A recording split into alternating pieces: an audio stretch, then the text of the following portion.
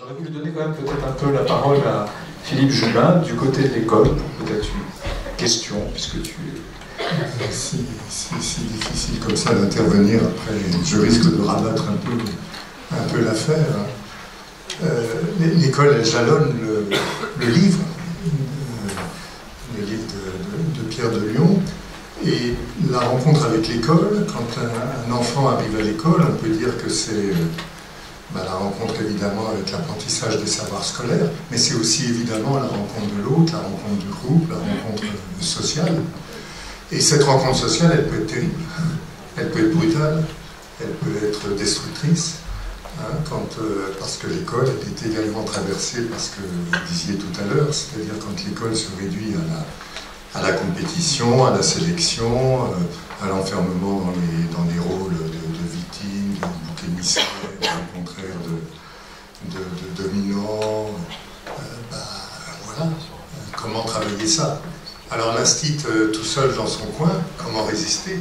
L'instit toute seule dans son coin, elle peut, sa conscience professionnelle, travailler, etc., très bien, mais elle peut s'effondrer aussi. Et puis on peut ne pas rester seul, entre enseignants, c'est-à-dire s'inscrire dans ce qu'on appelle les mouvements pédagogiques, histoire d'interroger un peu ce qui se passe en classe, qu'est-ce qui se passe donc là, d'élaborer un peu les pratiques.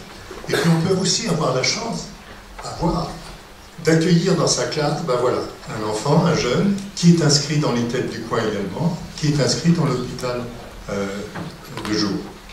Et personnellement, au cours de ma carrière, j'ai rencontré des situations comme ça, extraordinairement pénibles, où il ne se passait rien. C'est-à-dire que dans certaines réunions de synthèse, l'éducation nationale, l'instit amenait ce qu'il avait amené, et puis en face, c'était « Ah bah oui, c'est bien », « Ah bah non », mais de toute façon, on ne peut pas vous dire, secret professionnel, etc. Ce genre de situation. Et puis j'ai rencontré aussi, plutôt en fin de carrière, des choses extraordinaires.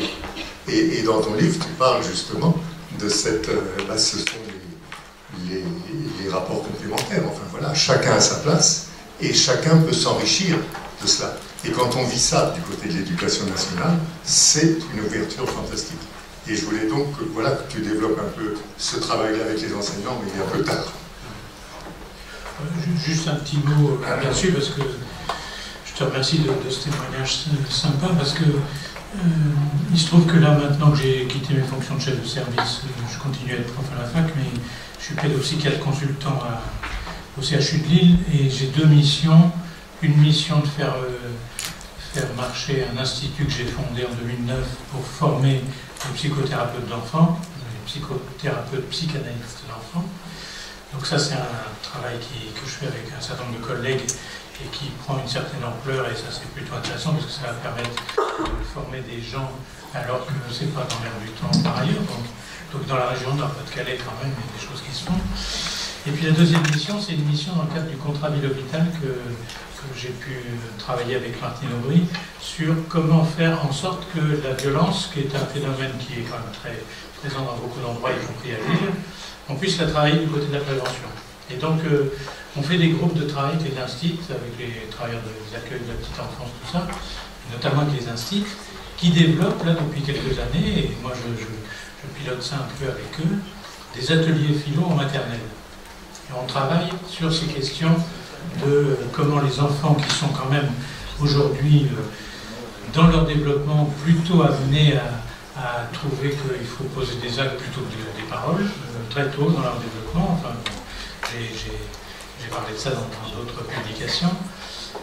Comment faire que l'instit qui se retrouve dans la position d'accueillir ses enfants à l'école maternelle ne rentre pas dans un truc qui malheureusement arrive à beaucoup d'endroits, c'est-à-dire une sorte de miroir. C'est-à-dire il est violent, il faut que je lui dise qu'il ne doit pas être violent, et puis j'ai que cette espèce de réponse un peu comme ça en miroir sous la main.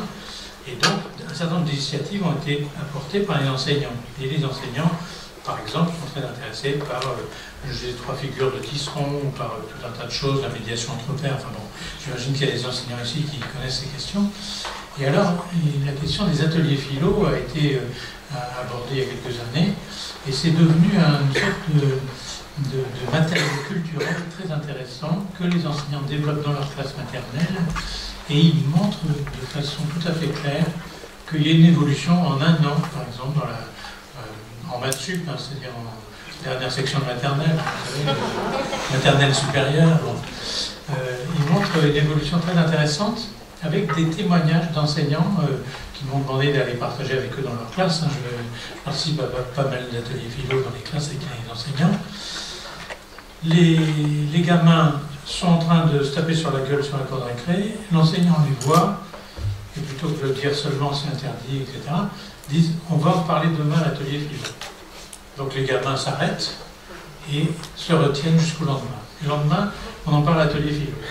Au début de l'année, c'est le lendemain, quand c'est 3 jours après l'atelier philo, c'est naze, ils se rebattent le lendemain, etc.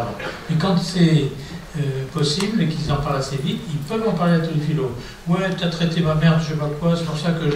Et d'ailleurs, il se lève et il va refoutre sur la gueule du gamin dans l'atelier philo.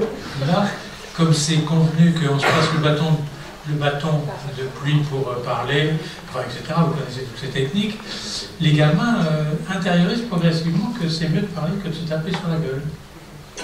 Mais chose très intéressante, c'est qu'au bout de quelques mois de fonctionnement, les gamins, quand ils présentent des situations à l'atelier philo, il y a un certain nombre de gamins qui commencent leur phrase par « je pense que », et donc ils développent la raison pour laquelle ils ont mis ce thème à l'atelier philo. Qu'un gamin de maternelle dise, avant de commencer à dire pourquoi l'autre voulait le taper, etc., je pense que, alors les instituts sont scotchés par ça. Oui, ça il me semble que c'est des choses qui ne sont pas directement une réponse à ta question, mais qui indiquent que quand on se donne la peine de travailler ensemble, les pédopsies, les instituts, les gens qui accueillent dans les crèches, etc., sur des questions aussi énormes que celle-là, et qu'on peut ensemble traiter des expériences que les uns et les autres font et qui leur permettent de penser autrement. La question de la violence, qui est quand même une énorme question aujourd'hui sociétale, ça a des effets directement sur les gamins en question. Et que les enseignants, évidemment, l'année d'après, il n'est pas question de ne pas faire d'atelier philo dans la classe, dont j'ai la responsabilité. Il y en a même qui les font en moyenne section, et bon, en petite section encore, c'est un peu plus. Donc vous voyez, ça, il me semble, c'est une réponse concrète qui vient dire les articulations entre les champs de connaissances, là encore, ça peut avoir des effets qu'on n'attendait pas. Et je pense que c'est une des questions essentielles pour répondre à cette question que vous posiez, c'est-à-dire, qu'est-ce qu'on fait là où on est? Est-ce qu'on attend le grand soir? Là, j'ai compris, moi, maintenant que je suis vieux, que le grand soir, on va l'attendre longtemps. Et là, peut-être encore un moment, oui. Mais que par contre, demain matin, avec les gamins dont s'occupe cet institut, avec la réunion qu'on fait le lundi entre midi et 13h30 pour traiter la question des ateliers philo, alors on peut trouver des réponses concrètes et à mon avis c'est ça qui fait changer les choses. Alors voilà, c'est pour ça que je ne suis pas désespéré. Je pense qu'il faut que chacun me dise qu'est-ce que je peux faire là où je suis avec les gamins qui présentent des difficultés et avec les autres partenaires qui sont naturellement les miens pour traiter cette question. Et vous comprenez bien, quand on dit naturellement, c'est culturellement.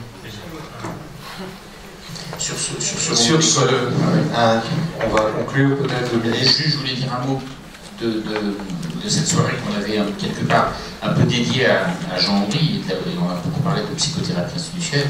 Mais ce qu'on est en train d'évoquer depuis l'intervention de Philippe, et voilà, Fernand, n'oublions pas Fernand et la pédagogie institutionnelle et tout l'héritage qu'il y a sur ces méthodes d'éducation nouvelles, sur ces méthodes actives. Ici à Aéroville, il y a Nicole Freinet, enfin, il y a des enseignants qui se démènent tous les jours pour envisager l'éducation d'une manière. Il ne faut plus dire l'école Freinet, il faut dire l'école accélère. Pascal, je te laisse la parole. Je voudrais vous remercier et qu'on vous applaudisse